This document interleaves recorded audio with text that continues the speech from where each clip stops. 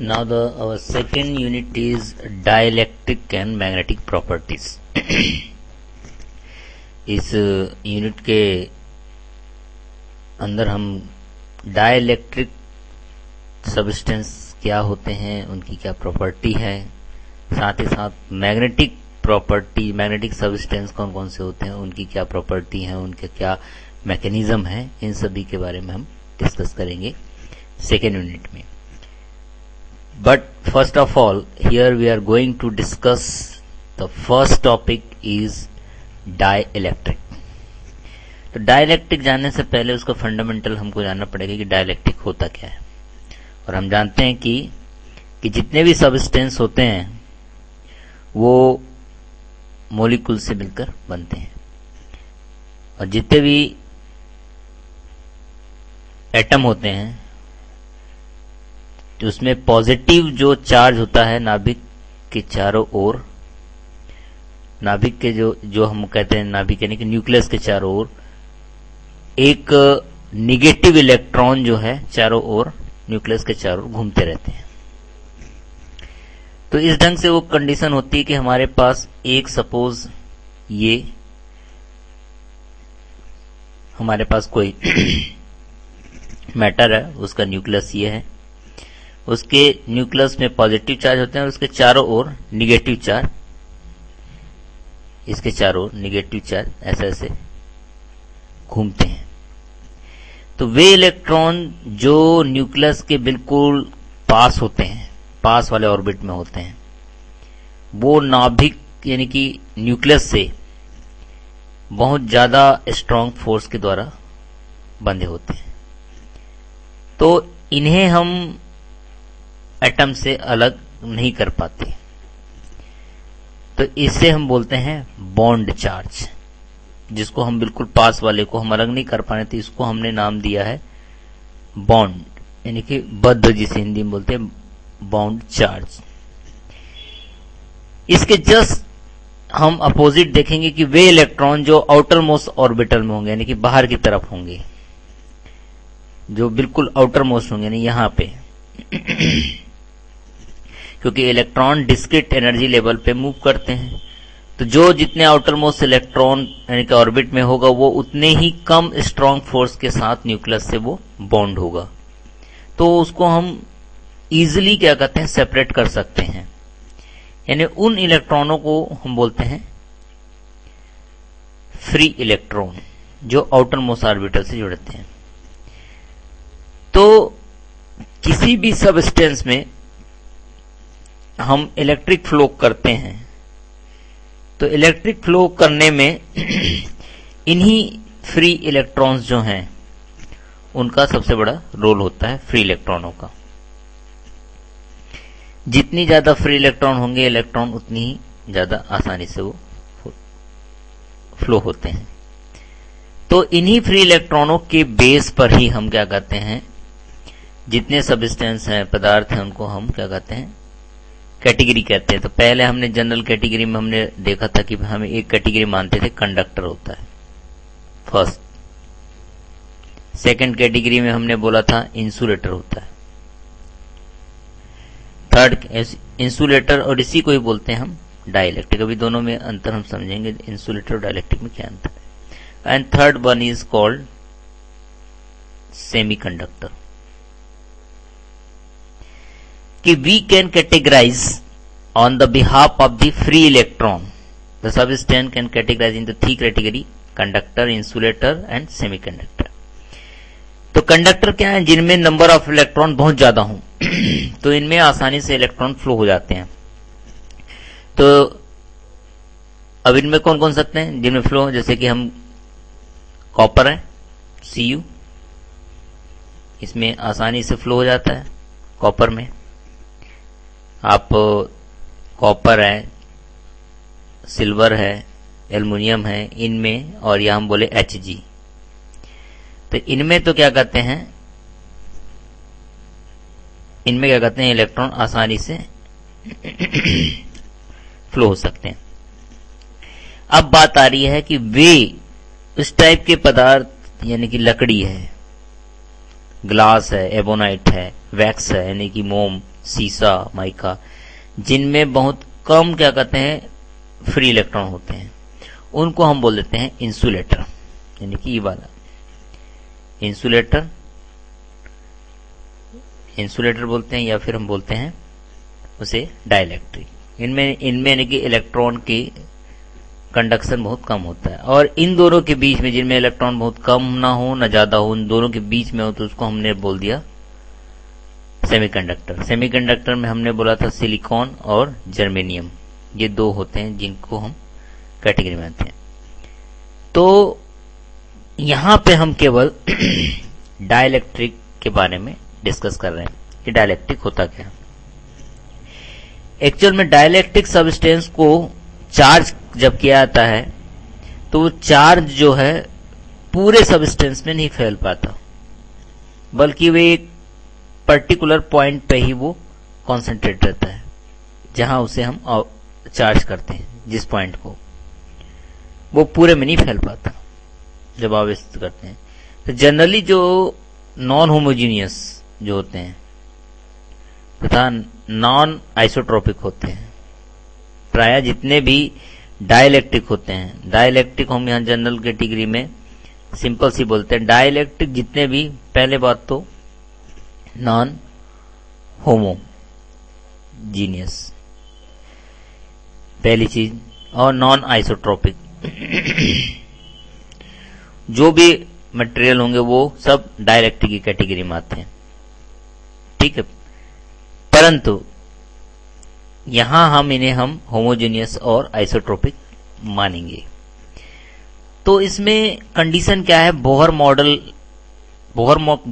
क्या बोलता था, बोहर मॉडल ये कहता था कि जितने भी एटम होते हैं वो इलेक्ट्रिकली न्यूट्रलाइज होते हैं, यानी कि एक न्यूट्रलाइज एटम के सेंटर पर एक पॉजिटिव न्यूक्लियस होता है, उसके चारों ओर स्फेरिकली सिमेट्रिक उतने ही क्या कहते हैं निगेटिव आवेश होंगे, जितना कि न्यूक्लियस में पॉजिटिव है।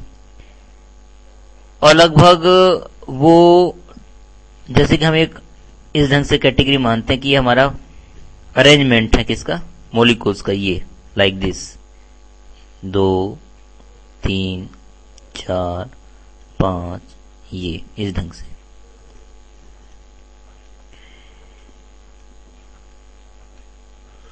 ठीक है, तो ये केवल उसको दिखाया गया है कि भाई जो एटम है उनके अरेंजमेंट किसी भी डाइलेक्ट्रिक्स में किस ढंग से होते हैं, ये न्यूक्लियस है। तो हम ये बोल रहे हैं न्यूक्लियस के अंदर जितने भी पॉजिटिव चार्ज होंगे वो न्यूक्लियस के बाहर जितने भी निगेटिव चार्ज होंगे वो उसके बराबर होते हैं। और जब, लेकिन ये भी हमको पता होना चाहिए कि जो निगेटिव चार्जेस का जो डेंसिटी है, जैसे जैसे हम बाहर की तरफ जाएंगे वो एक्सपोनेंशियली घटते जाता है, कम होते जाता है। तो इस प्रकार एक जनरल कंडीशन में एक न्यूट्रलाइज एटम के निगेटिव का जो ग्रेविटिक सेंटर होगा और न्यूक्लियस का जो सेंटर है वो एक दूसरे को कोइंसाइड करते हैं। जब एक दूसरे को कोइंसाइड करेंगे तो उनका डायपोल मोमेंट क्या होता है, 0 हो जाता है। ठीक है, तो इसी को ही हम कह रहे हैं कि इसी को डायग्राम में हमने दिखाया है। तो हमने पढ़ा था कि जैसे कि हम इसमें कूलॉम लॉ को भी इंट्रोड्यूस करेंगे कि हमने कूलॉम लॉ के अनुसार हमने ये देखा था कि दो आवेश हैं Q1 एंड Q2, दोनों के बीच जो है डिस्टेंस है R। तो उन पे कितना बल लगेगा, इलेक्ट्रिक फोर्स, यानी F is equal to 1/4 pi epsilon not Q1 Q2 upon R square into R, unit vector था। जबकि यही चीज यदि आवेशों के दो चार्जों के बीच हम कोई एक डाइलेक्ट्रिक मीडियम डाल दें तब क्या होगा, तो यही फोर्स चेंज हो जाएगा।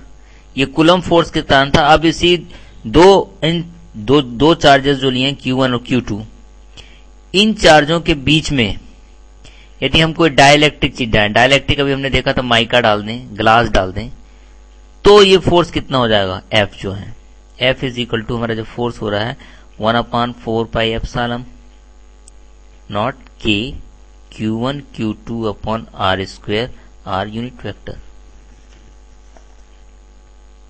ठीक, तो ये उसका हो गया। तो इस प्रकार हम देखते हैं कि कोई भी एक पैरेलल प्लेट जो कंडेंसर की प्लेट के बीच जब हम एयर लेते हैं या हम वैक्यूम लेते हैं, तब उसकी जो कैपेसिटेंस है उसको हम इस ढंग से करते हैं, C not is equal to epsilon not A upon T। ये हम कंडीशन के रूप में बनाते हैं, उसका कैपेसिटेंस के रूप में जब हम देखते हैं उस चीज को। लेकिन इन्हीं दो पैरेलल प्लेटों के बीच में यदि हम कोई डाइलेक्ट्रिक सब्सटेंस डाल दें, यानी कि ग्लास माइका शीट डाल दें, तो इसी का जो चेंज हो जाएगा कैपेसिटेंस, वो C इज इक्वल टू क्या हो जाएगा, K epsilon not A upon T। ठीक है, ये इतना हो जाएगा, यानी कि C अपॉन C नॉट जो है, C अपॉन C नॉट को ही हम बोलते हैं K। इसी को कहीं कहीं E अपॉन E नॉट भी लिख लिया जाता है, एप्सिलॉन नॉट भी लिखते हैं कभी कभी, epsilon upon epsilon not is equal to K।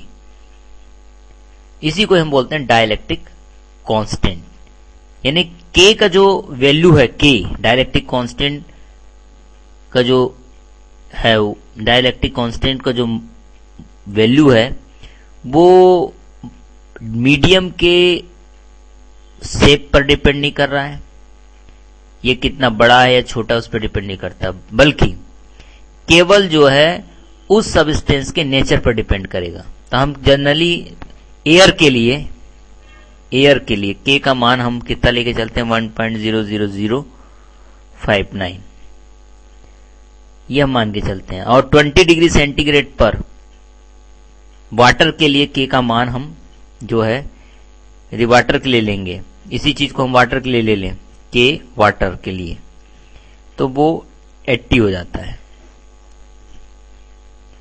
तो एक्चुअल में ये डायमेंशनलेस क्वांटिटी है।